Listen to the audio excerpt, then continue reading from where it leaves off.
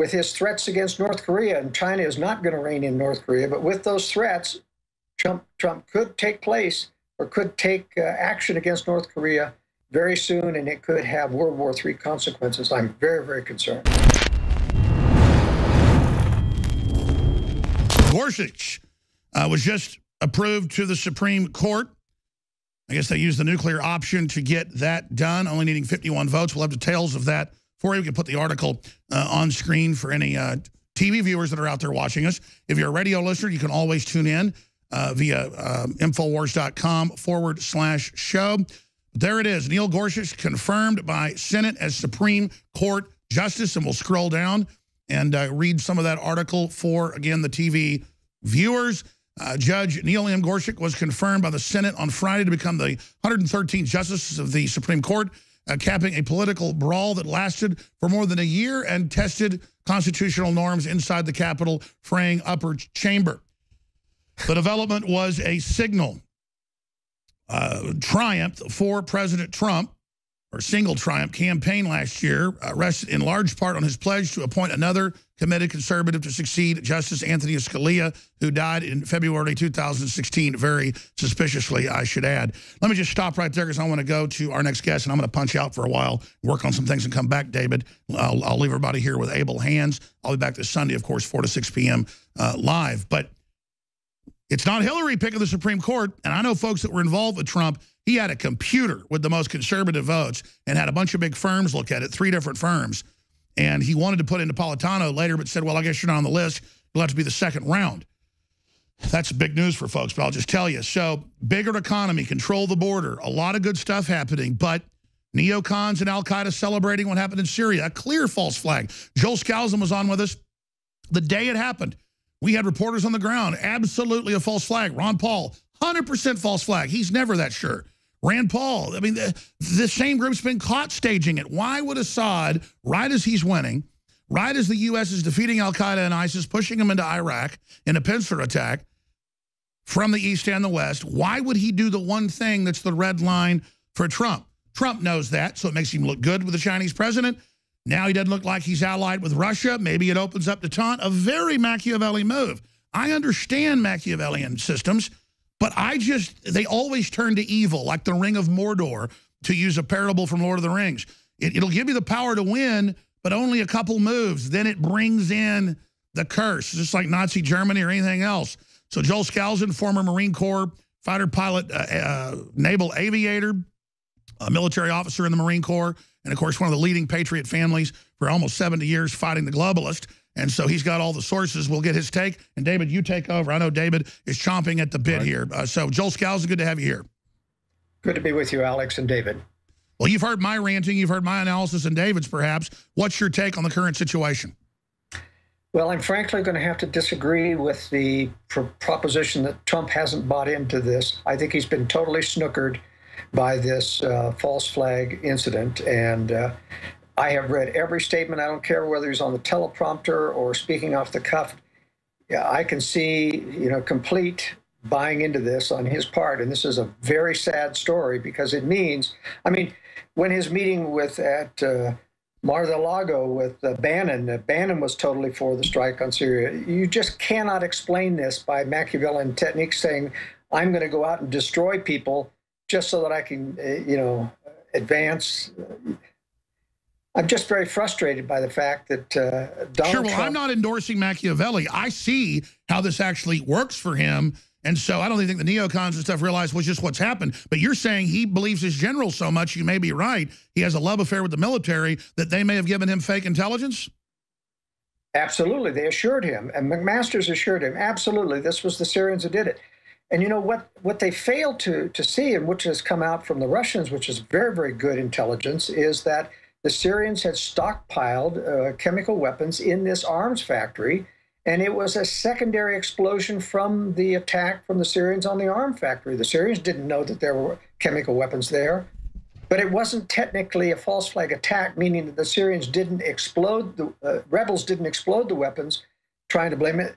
It just simply got caught up in the attack on their arms factory.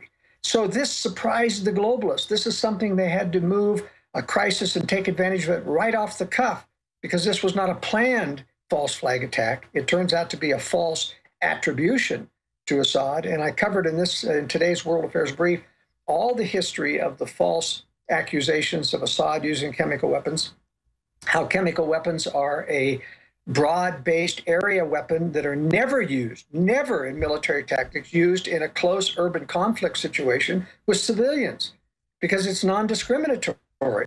There's no way, with Assad knowing that the establishment was looking for a way to kill him, to blame him, that he would use chemical weapons where there's no military advantage to do so. I just can't believe that none of the military experts on television have brought this up. It's just a cover-up of massive proportions. But I'm frankly worried that once Trump gets on this bandwagon and say, I'm going to attack, he goes through with it.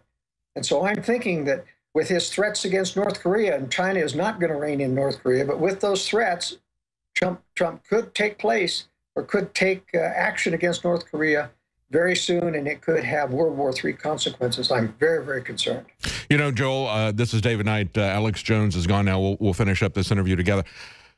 When you said that you were concerned that Donald Trump had bought into this, I am too, because what we've seen is a pattern of Donald Trump going out and getting the people that he believes are experts in all these different fields, and then stepping back and saying, I'm going to approach this from a pragmatic standpoint. I'm not ideological about this, and let them take the lead on this. And of course, Michael Savage has said, look, these are the generals now that are leading us into this escalated conflict and regime change in Syria, escalation of the Cold War with Russia. He said we saw the same thing with Woodrow Wilson, and pushing this type of agenda. Somebody who came in saying, well, I'm going to put America first and whatever we're going to, and then turned into a globalist. That's what I'm really concerned about. But you said one thing that I thought was interesting. In terms of the way the attack came out. We talked to Syria Girl yesterday, and she was saying that a day prior to the attack, Gulf-based Orient TV announced, quote, tomorrow we are launching a media campaign to cover the airstrikes on Hama countryside, including the usage of chemical warfare against civilians. I mean, they're tipping this out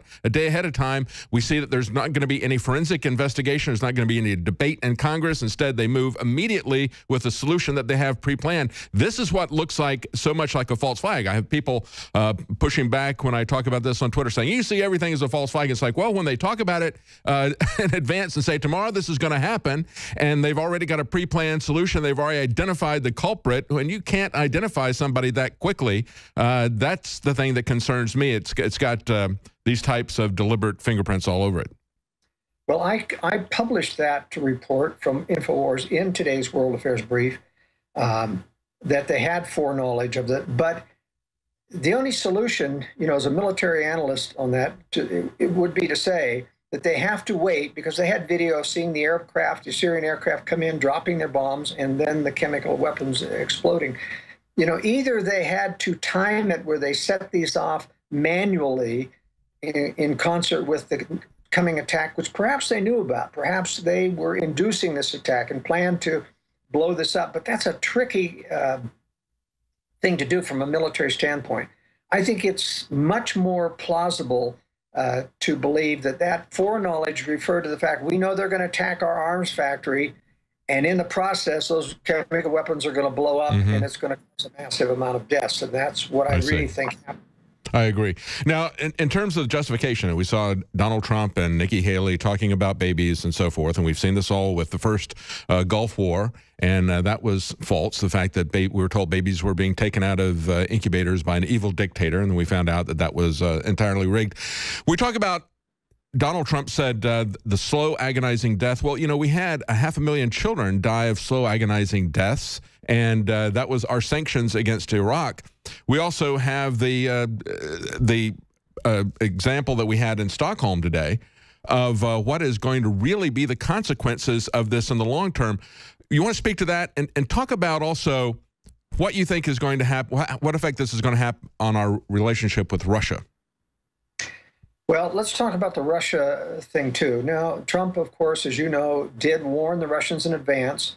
This was to avoid too many casualties or any casualties all among the Russian advisors, so he didn't want to have an escalation of this conflict.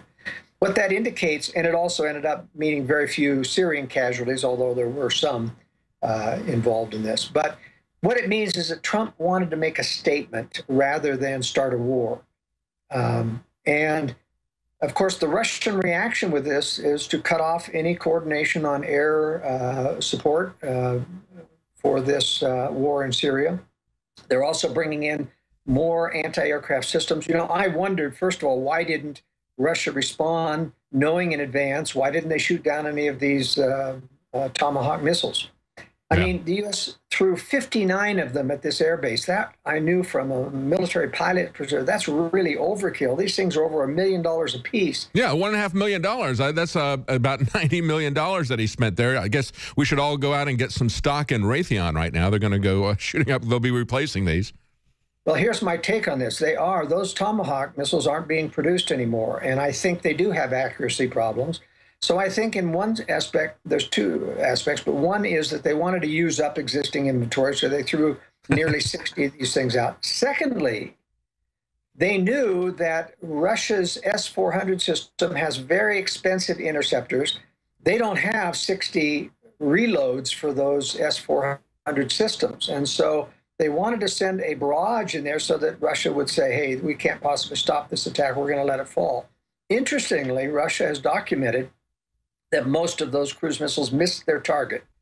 They only end up destroying three MiG-23 jets, and those were under repair. So essentially, it was a net negative. They didn't even crater the runway.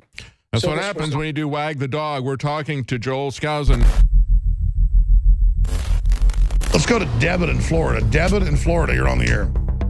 Great. Hey, thank you so much. Listen, I have bought your product, and I gotta say they're amazing. Anyone who's on the fence, buy it, because I've got Caveman, Superman Vitality, Secret 12, Vitamin Mineral Fusion. I've got the body armor. Wow, thank you. Wow. You're the type of listener that makes it all possible. Which nutraceutical does you like best? I really like the Vitamin Mineral Fusion, to be honest. That's amazing. Really incredible. I drank it in the morning, and I swear to you, I felt incredible. Like I haven't felt in weeks. My morning was fantastic, and I love you guys. I love the InfoWars crew, and I just want to, I want to take this opportunity to tell anybody out there who's on the fence, just buy it. You will love it. I'm telling you, I've never bought a bad product. What you find in our news is the same thing you find in our products at InfoWarsLife.com. It's a win-win, InfoWarsLife.com.